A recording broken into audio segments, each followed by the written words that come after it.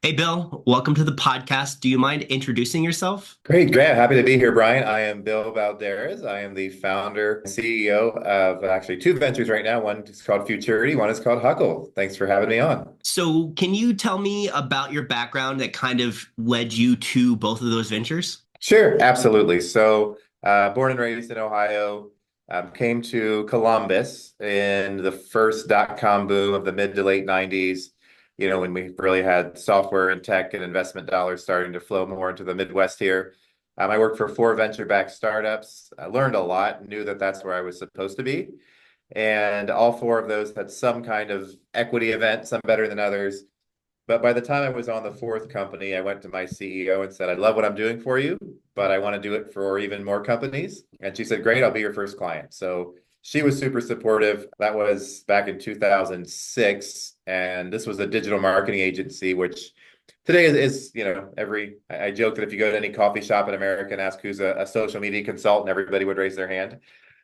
In 2006, though, we essentially had almost no competition between Chicago and New York. So we were, five, six, seven people in our 20s and 30s working with Fortune 500 companies, setting up big brands, getting that phone call from the Fortune 500 CEO saying, "What's Twitter? What's Facebook? What's YouTube?" So just a, once in a lifetime experience. The company had very rapid growth.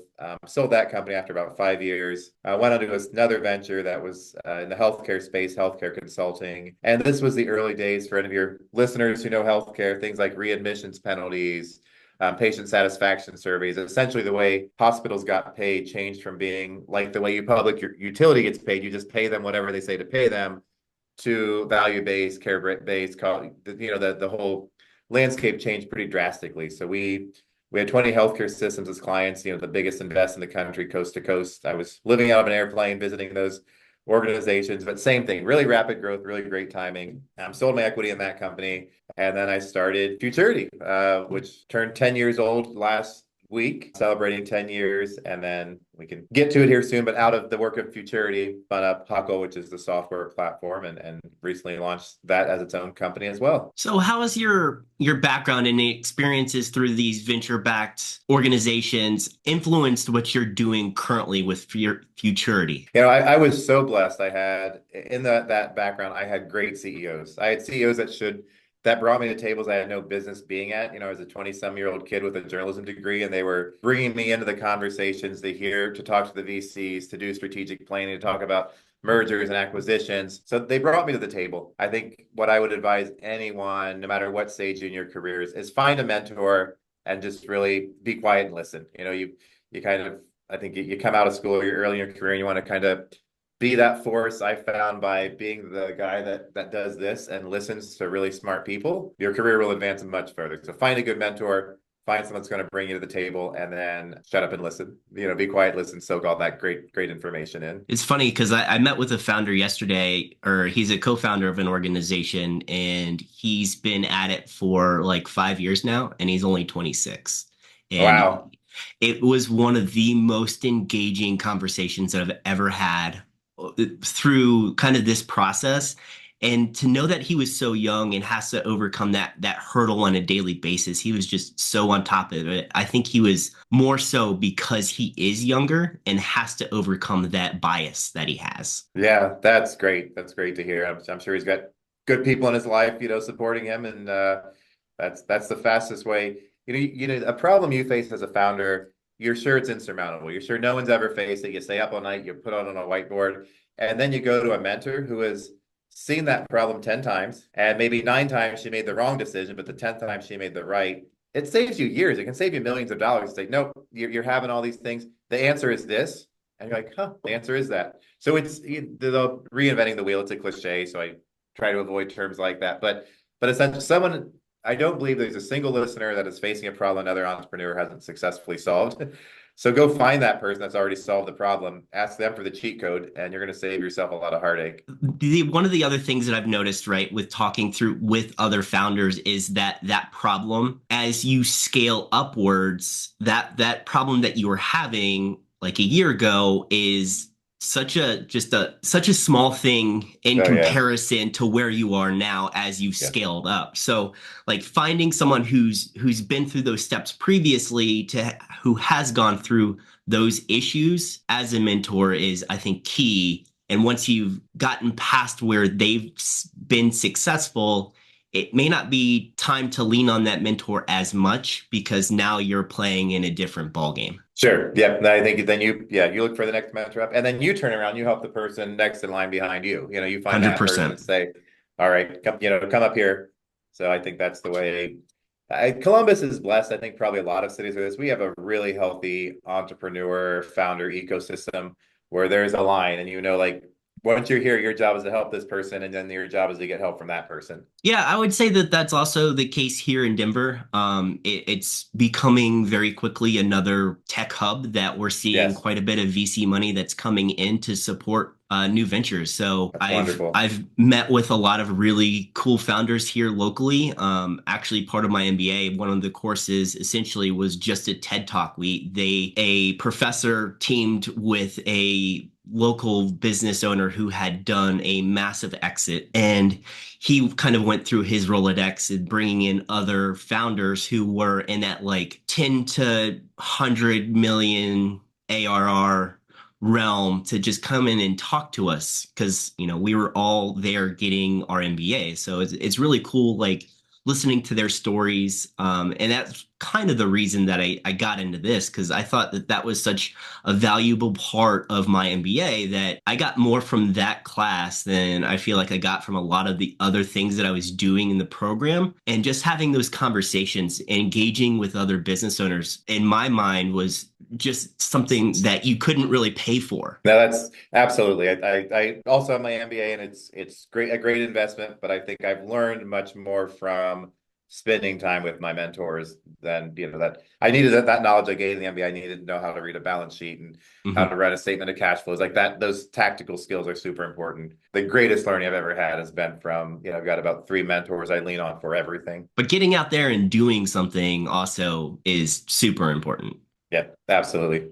The best, I think it's a Walt Disney quote. The best way to get started is to stop talking and start doing. And I want entrepreneurs. So we have a phrase here where there's a group of Hmm. folks that, they always talk it, they post on LinkedIn, they're out of the coffee shops, they go to all the meetings, but they can't quite, take their foot off first base to steal second base. There's kind of there's the folks that get out there and do it, and there's folks that kind of get stuck in that. I can't quite make that launch. So I mean, that's a good point. What advice would you give to those people that are feel kind of just stuck or bogged down? Yeah. Like how would you give them as a mentor kind of that push to get them Yep. going, getting that momentum for them in their Yeah. organization? Yeah. I would say, go to your network, go to your contacts, and really uncover a true market need. So if, maybe you love baking and you're really good at baking and you love baking, but you go to the market, no one's going to, your town doesn't need another bakery. I would say this whole idea of follow your dreams, follow what you're passionate about. I believe that if what you're passionate about is starting and running a business, but if your passion is just baking and you're going to stick with baking no matter what, and there's no market for baking, don't follow that dream. That's harsh, but it's, you really want to, your goal is to run and launch a successful business. And if when I started Futurity,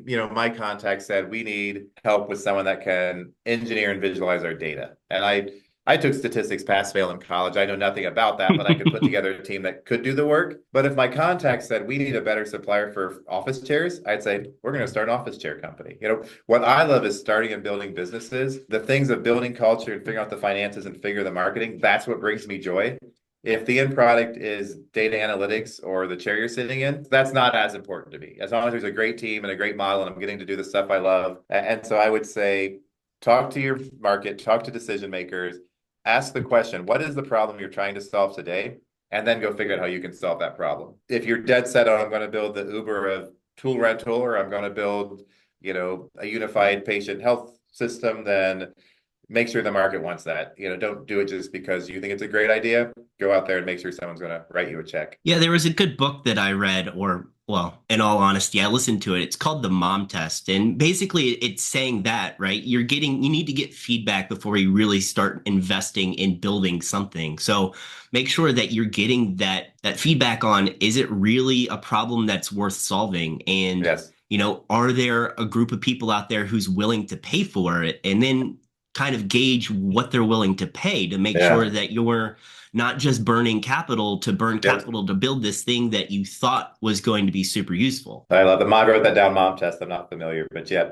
Set your ego aside. You may think it's the best idea in the world, no matter how smart you are. The market's smarter than you are. So build what that market demand is, what passes the mom test. Exactly. So let's get back into it. Tell me about your futurity. And I'm Yeah. going to get this wrong so many times, and I apologize. It's just I have a mental block on it. Yeah, you said it right. Most people don't. So I'm terrible at naming things. I'll own that. Yeah, so Futurity, our goal is to help organizations organize, engineer, and visualize their data into one place. And we think, our hypothesis 10 years ago was data is going to be what businesses are going to be running on in 10 years. And today I think that's kind of true. We got a little ahead of Mhm. the curve. Again, the market time was just right. It wasn't a super crowded space. We were doing very early machine learning AI work, even a decade ago. And so kind of got ourselves a little bit of a head start there. But let's say you are a healthcare system and you think you have around 1 million patients, but you're not sure because in some there's a guy named Brian Wiles with the Y, and some it's Brian Wiles where it's Wiles. And so one, you don't even know how many patients you have, and maybe you moved a few times, and you have is my chart and Epic records, you got claims data, you got CPT codes, you got parking data, you've got social media data, and none of that stuff talks to each other. Our job is to come in, identify that single record, and I'm using healthcare, but we work with Sure. restaurants, we work with government, so health, voter, donor, member, customer, whatever that is. So here's 500,000 of them, and of those, 30% are young Hispanic moms with kids who spend this much at your restaurant a week and who are looking for these type of menu options, and they haven't, this section hasn't been in 4 weeks, but they typically come in and buy your chicken salad. So we're going to automate, send them an email for chicken salad at 20% off next Tuesday. They get that email and said, what a coincidence. I was just thinking about having that chicken salad. The idea is we can build that model and understand or uncover surprise markets. You may think, Right. oftentimes people think they're customers are wealthier than they are, and we do wealth appending, and we could say actually your customers tend to use a lot of credit cards and tend to not have the amount of wealth, and you're targeting a higher, your advertising and marketing target a higher tier than you should be targeting. What's preventing people from buying? I own a gym, and here's all the people that are members and stay with me for years. Here's all the people that join on New Year's Day and quit 2 months later. How do I understand the difference between those, and how do I never market to the ones that are just going to churn again? And how do I market and acquire the ones that are going to be great customers forever? So it's really deep dive data that is actionable. It's not meant to be just pretty or interesting. It's meant to say, I'm going to now run a more successful hospital, gym, restaurant, government agency, whatever it is, than I ran without this data. I think that, and I've brought this up on previous episodes, that data and understanding data and using large language models to be able to interpret and manipulate the data to better understand your customers, the organizations who are able to do that now or can do that in the next, say, 18 months are going to be way ahead of the curve because they're going to have this opportunity to have a deeper insight to be able to connect with their customers, to either to market to them, to retarget Yeah. them, to attract them back. So, guys, understand your data, understand where it's coming from, understand if it's clean or not, and Yes. because cleanliness of data, like garbage in, garbage out, I think Yep. everybody understands that notion, right? Understanding the data, being able to make Yes. data-driven decisions is pivotal as an Yep. organization. Yeah. Well said. Well said. Correct me if I'm wrong, but you specialize in highly regulated industries, correct? Correct. Right. So why? Why? One, why? Yeah. One, just it's good business for us because most companies don't. When you go and talk about patient data, most data companies will say, not for us, we're not going through HIPAA training, we're not going through SOC 2, we're not. So generally speaking, you immediately lose 80% of your competition. Even the big five consulting firms, a lot of them are remote environments. They're not going to do SOC 2. They're not Mhm. background checking folks. So even when you look at like the big options, we're winning businesses away from those folks because even they don't want to go through the hoops that it takes to touch patient data, financial data. So there's an inherent risk, but with that risk Mhm. comes a lot of upside. And we've gotten really good at it. We've gotten really efficient at it. once you build a network in an industry like healthcare, finance, everyone tends to talk to each other. So referrals come in really well. So in general, it's just, I like those industries. I tend to like the people in industries. Like I really tend to vibe well with healthcare people. But the biggest reason is from a business perspective, your competition just drops off a cliff. Your competitive set gets very, very narrow. No one wants to be on the front page of the New York Times for, leaking patient records. We put all the safeguards in place so we won't be. But if you don't have those safeguards in place, I've talked to people in law enforcement who talk, say like there are very active campaigns from domestic and foreign threats who are just actively spend all day trying to get a hold of things like patient financial data. If you're most consulting firms, you don't want to be trying to keep foreign agents out of your servers, and you probably don't have the resources to do that. Once you make that investment, though, your business can really grow. So, how do you balance innovation in such a complex sector? It's a team. We've got a really, really smart, driven team that understands, we recruit specifically people that want to innovate, that want to grow, that are highly entrepreneurial in themselves. There are, someone that just wants to turn a crank for 8 hours a day is not a good fit here. So we really want people that innovate. And so the best idea is it doesn't come from me. It doesn't come from, most of our leadership team. It comes from the team that's in there doing that work. And they're working with 3 or 4 clients and they see this opportunity to innovate and they'll jump on that. You'd mentioned team a couple of times. Tell me what it is that makes you successful in building the right team Yeah. for your organization or for any organization, because you've Yeah. done it, it seems like a couple of times. Yeah, absolutely. And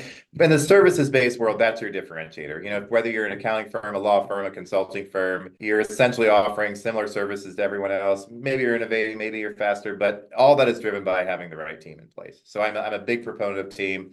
We start with core values. So we define those very early on in the company. We revisit them every year or so. We refine them. But I think most businesses have core values, but they sit in a handbook and most employees couldn't tell you what they are. For us, it is how we hire. So the very first interview, I'm not talking about where you work and what school you went to. I'm asking a question to see if you align with our core values.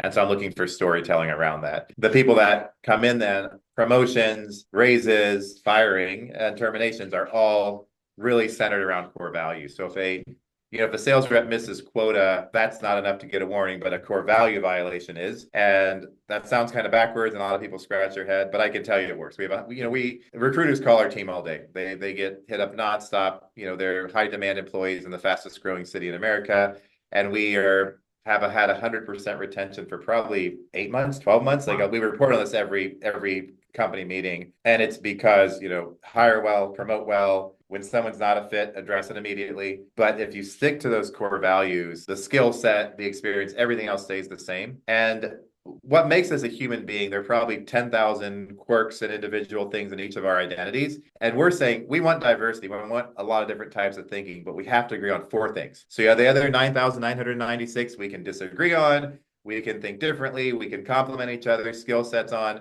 But if you don't agree on these 4 things, you can't work here. And that's just something we've stuck to. I learned that in my previous companies. If you do that, you're going to get the right team, and they can be non-negotiable. You can never be in a meeting where it's like, I know they're not a core value fit, but they're the best salesman we have. That's happened to me, and I said we got to fire him. And a couple of companies ago, we fired our highest producing salesman because he repeatedly, violated core values, and it hurt for a quarter. And then everyone else started performing better because they didn't have to work with him. So it's our decision. Yeah.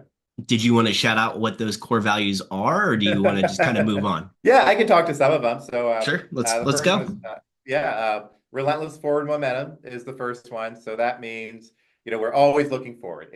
We don't dwell on the past. I like clever sayings, but don't look backwards. You're not going that way. So if you're in a meeting and we say, someone says, well, the CMO at our client quit and we're stuck, and so I don't think we need to put this on pause. Like, no, we're not putting it on pause. We're going to push it even harder now because we're going to meet the new CMO. We're going to make friends with the director, or we're going to take the CEO out to coffee. So it's that there's no dredging up the past. We learn from it, but if it's so if there's a pattern we've seen, we change our behavior. But dredging up the past just to dredge it up does no one any good. So it's always, we got to move forward. We got to push through. Relationships run the world is one we have. So, essentially there we're saying most of our team members, most of our clients, they all come from deep relationships. So I spend many, many hours of my life at coffees and lunches and happy hours because we build those relationships and those, it's the right thing to do. It also always turns into business. So we treat our clients as clients. A really simple thing, we would not say, I'm going to go meet with Saint Sisters of Prudence Hospital today. We say, I'm going to go meet with Rebecca today. So we call our clients by name, not by the company they work for.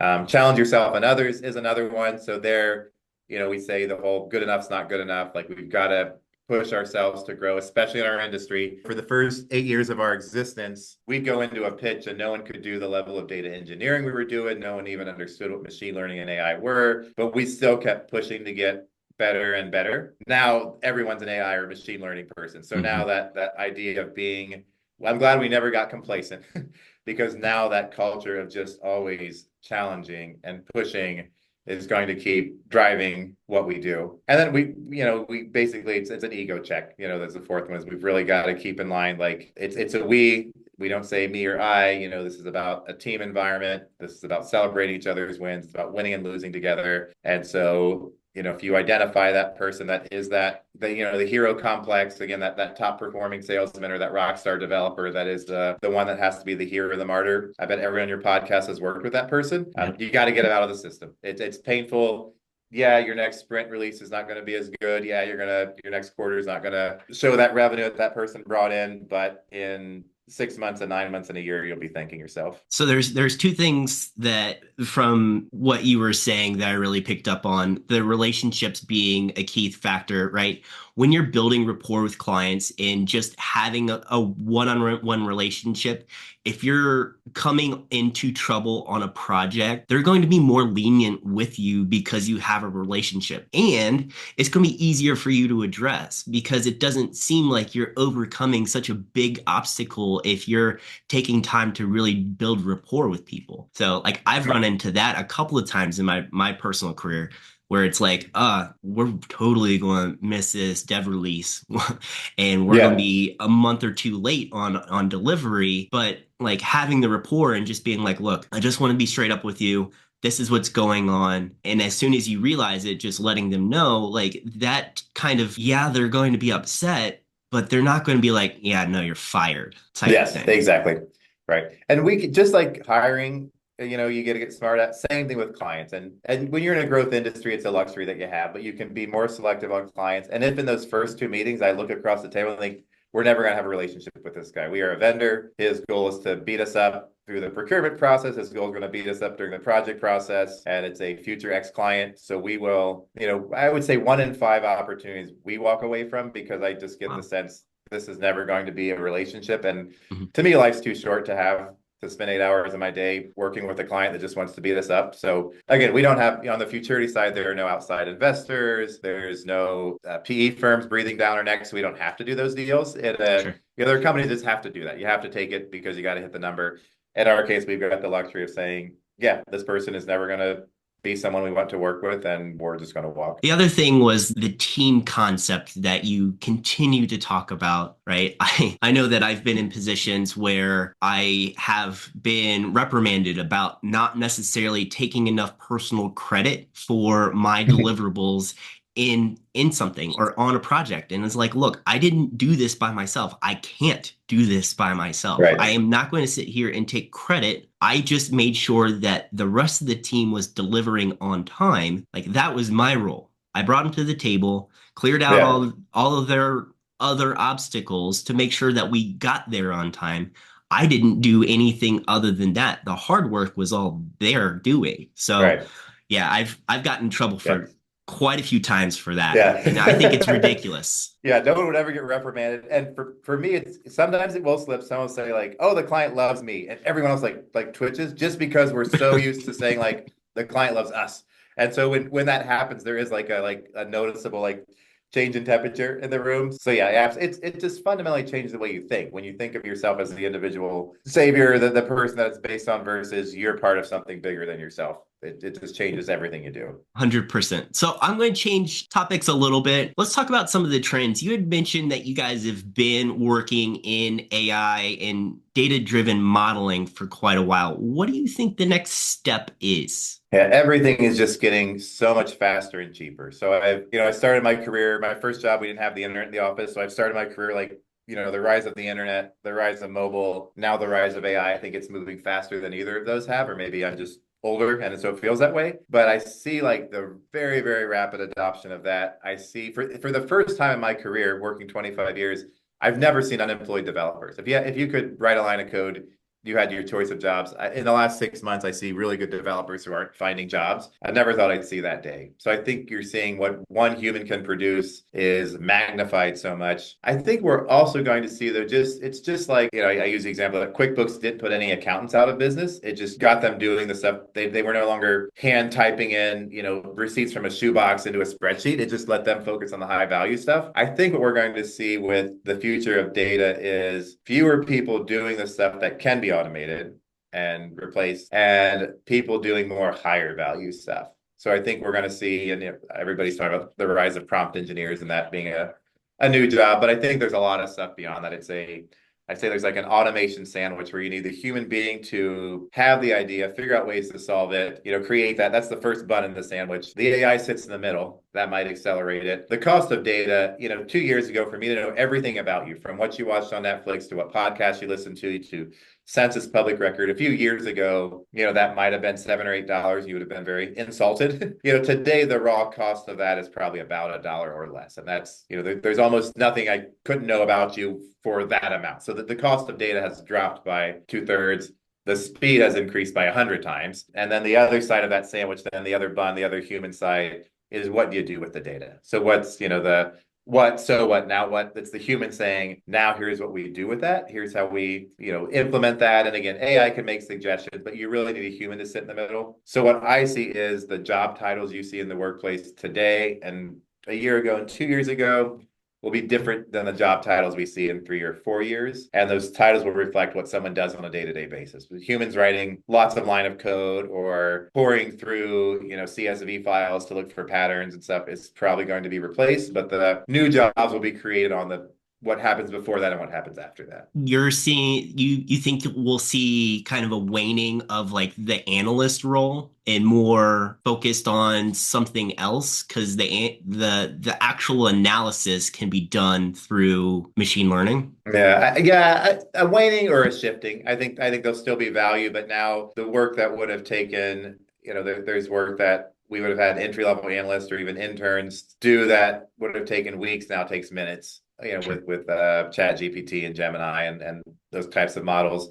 But now we've hired more people who figure out how to design those The prompts, visuals. design the Yep. experiment, right? And then take the results and say, now do the stuff only a human being can do, and how do we apply?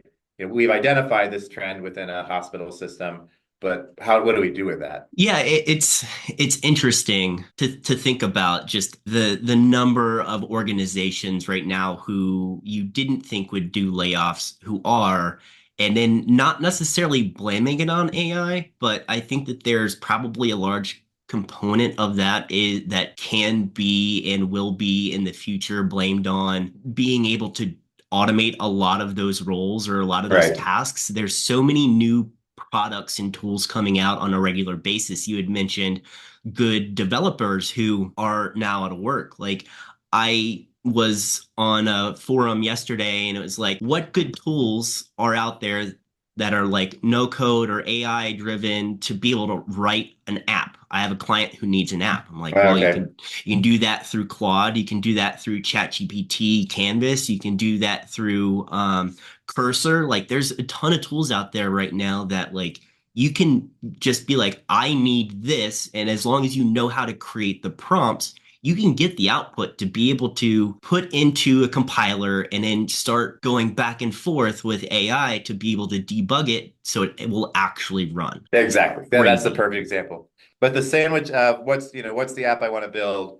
How do I refine it? Sits in the middle. And you look, I have a presentation I love giving, but essentially, 4 generations ago, 7 generations maybe, all of our relatives were poor. 90+% of the world lived in poverty. And I don't mean, it drives me crazy when people like say they're broke and they have like a new car at a Starbucks. I mean like poor, like you don't have enough to eat poor. Mhm. Almost all of our relatives came from poverty. And every time there was a big advancement, so most people worked in an agrarian job. We were all farmers, 90+% of the world, and then you had automation, you had, the steam engine, you have locomotive engines, you had combines, you had plows. It reduced the amount of agricultural workforce, but then everyone started doing something else. And so then for a long time, everyone worked in textile plants. If you are from English descent, somewhere a great grandfather sewed boots for a nickel a day. I mean, it just, again, abject poverty. They went from an agriculture society to this manufacturing, a lot of it in textiles. And then we figured out how to make automated ways to build clothing. And for a while, everybody lost their jobs. And then we started building some more, the work landscape changed to more refined skills to where we are today. So if you look at every significant thing, whether it's looms, printing presses, steam engines, there's always this dip and then there's a growth. Every single time, without exception, that there's been a disruptive technology invented, it actually raised people out of poverty and created more jobs. AI is going to do the same thing. I'm not, I won't get political, but I'm not a believer. And then I say that, then I get political, right? But I'm not a believer in universal basic income. I'm not a believer, the lump of labor fallacy, if we get really philosophical here. I don't subscribe to that because history has shown every time there's a significant advance, there's a population of society that says no one will have jobs now. If we automate farm work, what will we all do because everyone's farmers? Well, we all start making textiles. We automate textiles. What do we all do? And that's going to keep happening. AI is the same thing. It's going to automate all these jobs. We're going to have a year or two where developers are going to have trouble finding work. And then after that, there's going to be fewer people living in poverty, more growth, more jobs. And the next revolution will do the same thing. I would agree with you, but there's another component to that like I was thinking of while you were talking through that. As technologies advance, it's also distributed additional wealth. So it's raised those people who were in poverty to up a little bit and up a little bit and up a little bit throughout time as we've become more technologically evolved. Do you agree with that? Yes, absolutely. Let's get back into trends. What are some of the biggest trends that you're seeing in marketing analytics, and how do you think they will shape the future of industry? Sure. I think knowing your customer better, that just wasn't available to us. We did very general personas in the world before, but now if I know what you're watching on Netflix, if I know you play pickleball, if I know you have two young kids and a golden retriever, you mentioned the people that are going to get left behind, marketers who are still relying on things like zip code based targeting or personas that were built by a handful of PhDs around a whiteboard are missing out. The idea of doing a focus group with 20 of your best customers and expecting that to drive a persona is really dated when we can look at all 10,000 of your customers in real time and tell you everything we know about them. So I think it's going to be the sophistication and highly personalized marketing. You're also seeing this really big growth in private equity firms and consolidation in the industry. So even here in Columbus, probably four of our biggest digital agency type firms have been acquired, merged, have taken private equity money.